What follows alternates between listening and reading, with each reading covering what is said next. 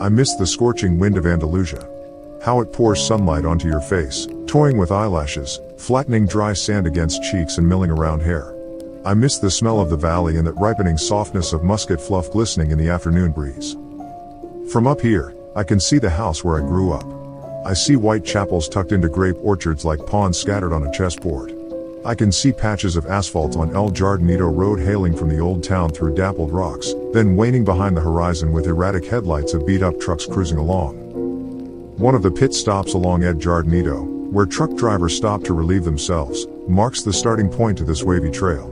All covered in blotches of spindly grass stalks and flaxen sand, the trail is barely noticeable at first. Truth is, no one even cares to notice it. Why would truckers taking a blitz leak care to check on a mucky trail leading to God knows where? But I do. This is how I got up here, to the top of this hill, where I am standing now.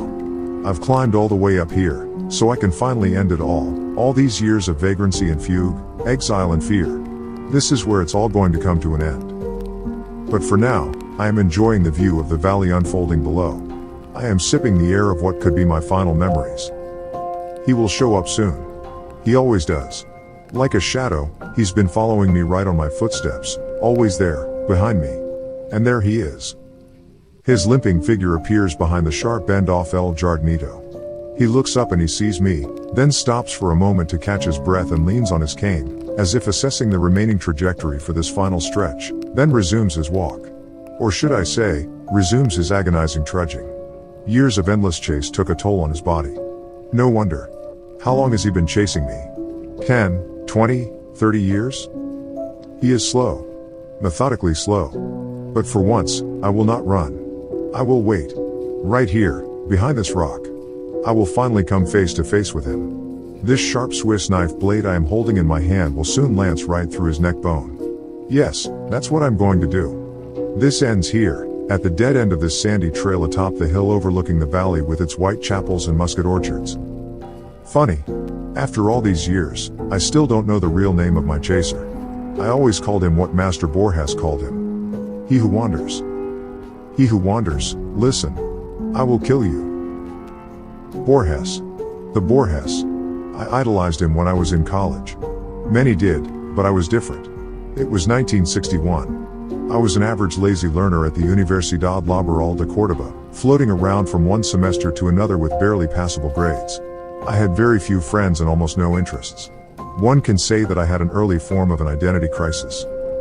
Besides chugging an asado, my only other passion was literature. Latin American literature. Borges and Neruda were at the forefront.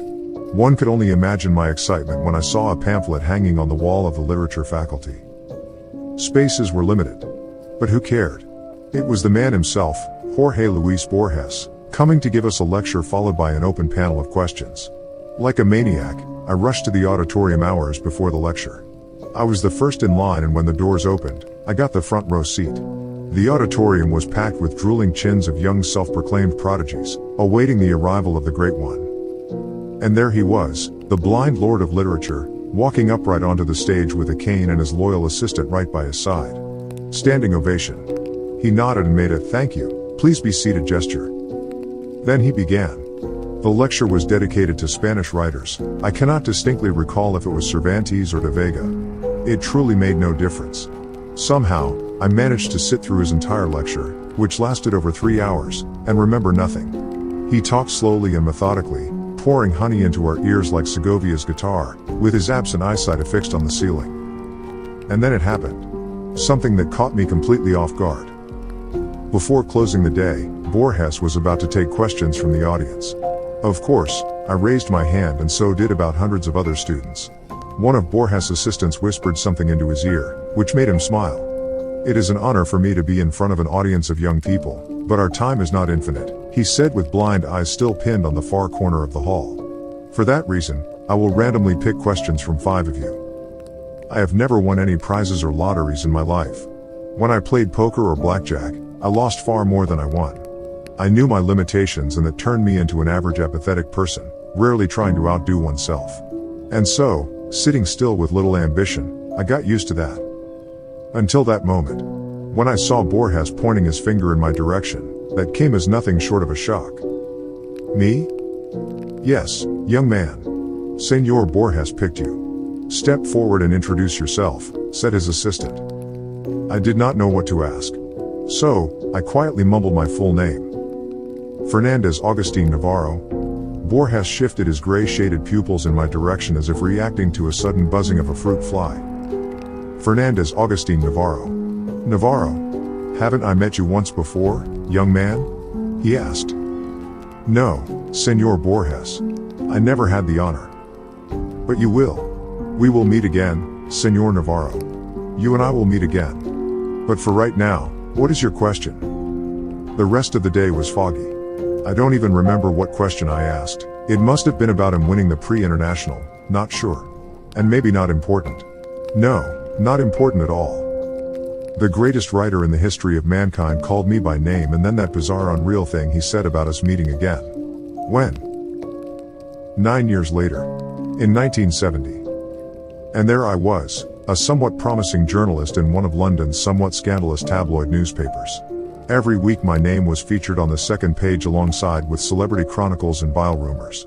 My paycheck was decent enough for a small studio flat by Manchester Square. After years of having been pent up by directionless studies, you could say I became something more than an average. Or at least that is what I believed. That day, it was early October, arguably the best season in London, began as usual. I ate my chic breakfast consisting of 2 scrambled eggs, ham, toast, and dark roast coffee at Barrymore's Diner and was ready for a pleasant walk to the office. It was shortly after 8 a.m., and I was in no hurry.